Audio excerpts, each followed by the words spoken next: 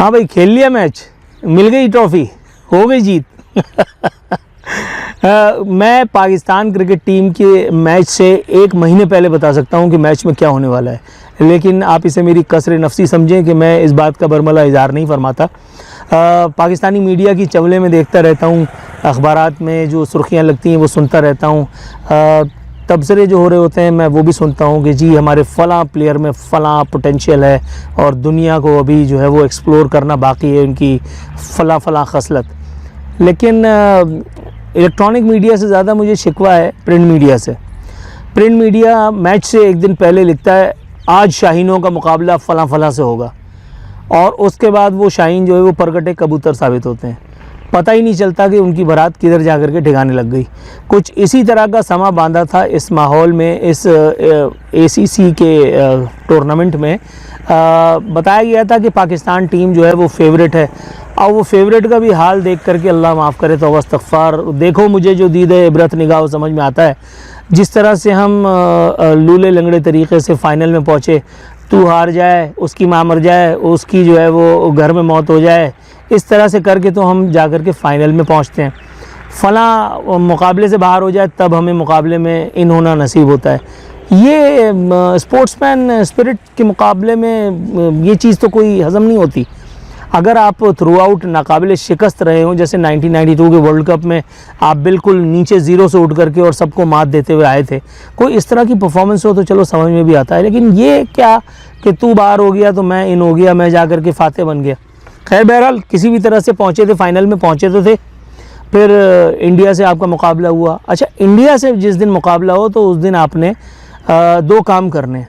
एक तो टीवी नहीं खोलना होता है, और दूसरा मैच की अपडेट्स आपने नहीं लेनी होती है। आपको अपनी ज़िंदगी में यूँ मगन होना होता है कि जैसे आपको पता ही नहीं है कि मैच नाम की कोई चीज़ है भी। और उसके बाद अगर आपको जीत की खुशी खुदा न खास्ता नसीब हो भी जाए, तब आपको लगता है कि हाँ यार हमने कुछ किया। लेकिन अगर आपने छुट्टी की हो, आप बैठ करके और पूरा दिन अपना ख्वार किए हों और उसके बाद फिर ये नतीजा हाथ में आए, तो फिर क्या फ़ायदा। अभी 2 हज़रात हैं जिनके बारे में पता चला है। एक तो मौसूफ़ थे फ़खर ज़मान और दूसरे साहबज़ादा फ़रहान, वो जिन्होंने इंडिया को अपने बल्ले से गोलियां मारी थी पिछले मैच में भी। वो चल गए, उन्होंने अच्छी परफॉर्मेंस की। फ़खर ज़मान साहब की सेंचुरी भी नहीं हो सकी, लेकिन बहरहाल खेले अच्छा। वो पिछली मरतबा वो जो जहाज़ उड़ा रहे थे, राफ़ेल गिरा रहे थे, हारिस रऊफ़, इस मरतबा उनका जहाज़ ऐसा ज़मींबोस हुआ है कि रहमान अल हफ़ीज़। आखिरी ओवर भी फिर भी मेरे सरकार ने, मेरे कप्तान ने उन्हीं से करवाया, न जाने क्यों उनको इतना एतमाद था। वही हाल हुआ जो 1987 में इमरान खान ने सलीम जाफ़र को आखिरी ओवर दिया था और उसके बाद हुआ। तो कुछ ऐसे ही मुकाबला रहा। कहने वाले लेकिन दिल पिशौरी के लिए कह रहे हैं कि मुकाबला तो दिल नातवा ने खूब किया। हालांकि इसको अगर खूब कहते हैं तो फिर मेरा ख्याल है कि अजीब ही तबसरा हो जाएगा। बहरहाल ग्राउंड रियलिटी ये है कि इंडिया जो है वो ट्रॉफ़ी का हकदार ठहरा। अब ये एक अलग बात है कि इंडिया ने मैदान में पॉलिटिसाइज़ करके मामले को और ट्रॉफ़ी वसूल नहीं की। हम भी आखिरी वक्त तक जो है वो तस्वीर बनाने के शौक़ में पोडियम घेर के खड़े रहे कि इंडियंस आएंगे और हमसे जो है वो ट्रॉफ़ी लेंगे, लेकिन इंडियंस ने ना आना था ना वो आए। उनको मतलब था उस एक जीत से जो उनकी हो चुकी।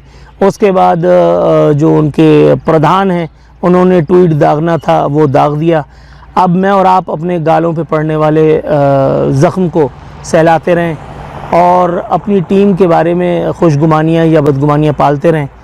अब फिर दोबारा शायद कोई रिटायर्ड फ़्लाइट्स टीम पर लाद दी जाएंगी। अब फिर कुछ और लोग आ जाएंगे, पिछले वालों को शायद देश निकाला मिल जाएगा और रावी इसी तरह से चैन ही चैन लिखता रहेगा।